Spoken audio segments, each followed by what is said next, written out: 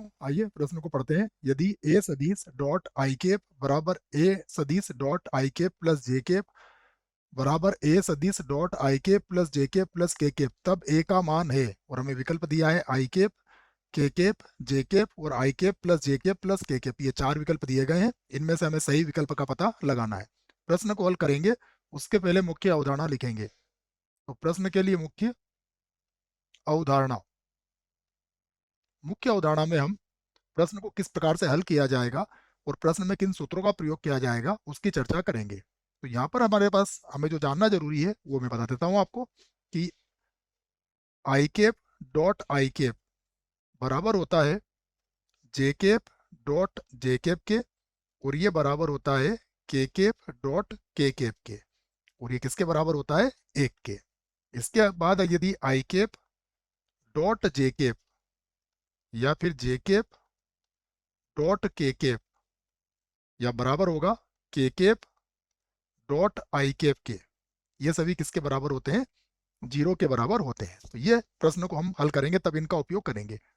अब जो मान हमें दिया है उसके लिए हमें ए ज्ञात करना है, तो ए सदिश को हमें कुछ मानना पड़ेगा। तो ए सदिश को हम मान लेते हैं, यहाँ लिख देते हैं माना, माना सदिश ए बराबर है X I cap plus Y J cap और बराबर जेड, प्लस का चिन्ह आएगा बच्चों, है ना, प्लस ये हो जाएगा जेड के केप। ये हमने एक सदिश मान लिया है। व्यापक रूप में कुछ भी मान सकते हो आप ऐसा, x I cap Y J cap और जेड के केप, ये हमने एक सदिश ए मान लिया है। अब क्या करेंगे हम? अब हम लिख सकते हैं अब देखिए जो हमें दिया है उसका प्रयोग यहाँ पर हम कर लेंगे। क्या दिया है हमें, इसे देख लेते हैं हम। यहाँ पर देखिए प्रश्न में जो दिया है उसे मैं लिख लेता हूँ। तो यहाँ पर लिख लेते हैं अब हमें दिया गया है ए डॉट आई केप, ये दिया गया हमें ए सदिश और डॉट है आई केप बराबर है ए सदिश dot I cap plus J cap. फिर दिया गया है ए सदिश dot I cap plus J cap और प्लस के केप, ये दिया गया है। यहाँ पर हम ए का मान रख लेते हैं। ए का मान हमने जो माना है वो है एक्स आई केप प्लस का वाई जे केप और प्लस का जेड के केप, ये माना है हमने। तो ये हो जाएगा डॉट और यहाँ पर हो जाएगा आई केप बराबर, यहाँ भी मान रख देंगे। तो ये होगा X I cap Y J cap Z K cap और डॉट यहाँ पर आ जाएगा आई केप प्लस हो जाएगा जे केप, यहाँ लगा देते हैं बराबर। फिर से मान रखेंगे तो ये होगा एक्स आई केप प्लस होगा वाई जे केप और प्लस होगा जेड के केप। उसके बाद डॉट लगा देंगे और ये है I cap plus J cap और प्लस के केप। तो ये हमने सभी जगह ए का मान रख दिया है। अब डॉट गुणा के जो नियम है वो मैंने आपको पहले ही लिखवा दिए हैं, उन्हीं नियमों का यहाँ पर उपयोग करेंगे। देखिए आई डॉट आई एक के बराबर हो जाएगा, तो यहाँ पर हमें क्या मिलेगा? यहाँ पर मिलेगा एक्स।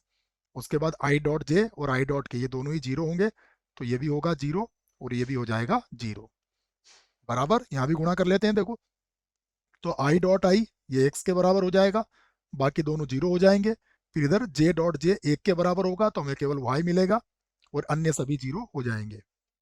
इसी प्रकार यहाँ पर भी जब गुणा करेंगे तो देखिए आई का आई से गुणा करेंगे तो एक्स मिलेगा, जे का जे से गुणा करेंगे तो हमें वाई मिलेगा और के का के से गुणा करेंगे तो हमें जेड मिलेगा। बाकी अन्य जो होंगे गुणा वो सब जीरो के बराबर हो जाएंगे। तो यहाँ पर हमें क्या मिल गया है? यहाँ पर हमें मिला है एक्स बराबर एक्स प्लस वाई और उसके बराबर मिला है हमें X plus Y plus Z, ये मिल गया है। हम चाहें तो इसे समीकरण एक बना सकते हैं। अब इसमें प्रथम दो को लेके हम हल करेंगे। सबसे पहले प्रथम दो से, प्रथम दो को हल करेंगे तो x बराबर कितना हो जाएगा? x plus Y. यहाँ से यदि x से x कट जाएगा तो y का मान कितना आ जाएगा हमारे पास? जीरो आ जाएगा। अब अंतिम दो को लेके भी हल कर सकते हैं। अंतिम दो को लेके हल करेंगे तो ये होगा x प्लस वाई बराबर होगा X plus Y plus Z के। यहाँ से देखिए यहाँ से भी हमें एक मान मिलेगा, एक्स वाई से एक्स प्लस वाई से एक्स प्लस वाई कट जाएगा तो जेड बराबर क्या मिलेगा हमें? z बराबर मिल जाएगा हमें 0। तो y और z के मान तो 0 आ गए। अब हम बस प्रथम और अंतिम को लेके हल कर लेते हैं। तो यहाँ पर प्रथम और अंतिम कितनी है, x plus Y plus z. यहाँ पर देखिए y और z के मान यदि हम रखते हैं तो हमें क्या मिलेगा, x बराबर x मिल जाएगा।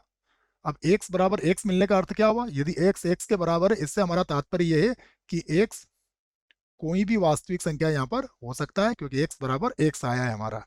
अब हम विकल्प की तरफ चलते हैं कि हमें x का मान क्या यहाँ पर लेना चाहिए, क्योंकि हमारा जो उत्तर आएगा वह किस प्रकार से आएगा बच्चों। अगर हम a सदिश को लिखेंगे तो वह कुछ इस प्रकार से लिखा जाएगा। यहाँ पर होगा a सदिश बराबर होगा x आई कैप, और अन्य तो 0 है, और यहाँ पर x क्या होगा, कोई भी वास्तविक संख्या हो सकता है। अब अगर विकल्प को देखें तो देखें विकल्प में क्या दिया है, देखो यहाँ पर आई कैप एक ही विकल्प है, बाकी ये भी नहीं होगा, ये भी नहीं होगा, और जे और के यहाँ पर आ गया, मतलब ये भी नहीं होगा। तो एक विकल्प हमारा आई कैप वाला विकल्प क्या होगा, सही विकल्प होगा। तो यहाँ पर हम इस प्रकार से लिख सकते हैं इसको कि हमने यहाँ पर x बराबर क्या मान लिया है, क्योंकि वास्तविक संख्या है तो माना x बराबर कितना है, 1 है। और यदि x का मान 1 है तब हमारा a सदिश किसके बराबर हो जाएगा, आई कैप के बराबर हो जाएगा। तो ये 2 आई कैप भी हो सकता है और भी कहीं आई कैप में हो सकता है। तो विकल्प के हिसाब से हमने x बराबर 1 यहाँ पर मान लिया है। तो आशा करता हूँ बच्चों प्रश्न का उत्तर अच्छे से समझ में आया होगा। धन्यवाद।